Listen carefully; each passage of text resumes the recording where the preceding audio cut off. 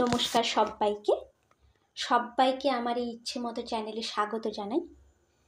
আজকের গোপাল ভাঁড়ের গল্প সম্মানে। দুর্গোৎসব সবে শেষ হয়েছে।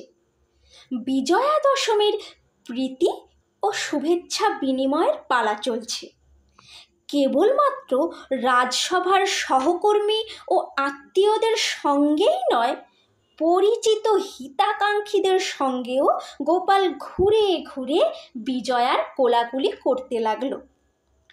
তার কাছে অবশ্য কোলাকুলির চেয়ে পরের পর্বটির অর্থাৎ মিষ্টি মুখের ব্যাপারটির আকর্ষণই বেশি।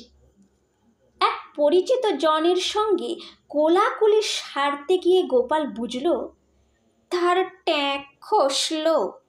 একটি রূপোর টাকা ট্যাঁকে ছিল। কোলাকুলির অজুহাতে লোকটি টাকাটি হাতিয়ে নিয়েছে।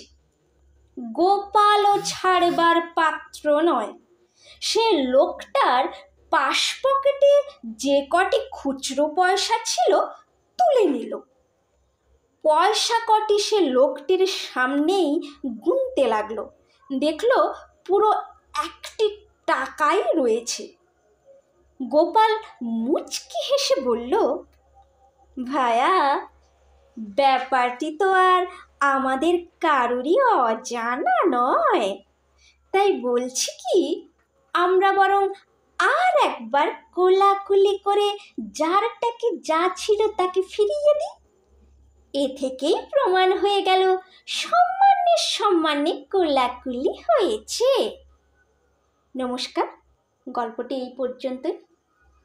যদি গল্পটি ভালো লেগে থাকে তাহলে অবশ্যই চ্যানেলটিকে লাইক, শেয়ার এবং সাবস্ক্রাইব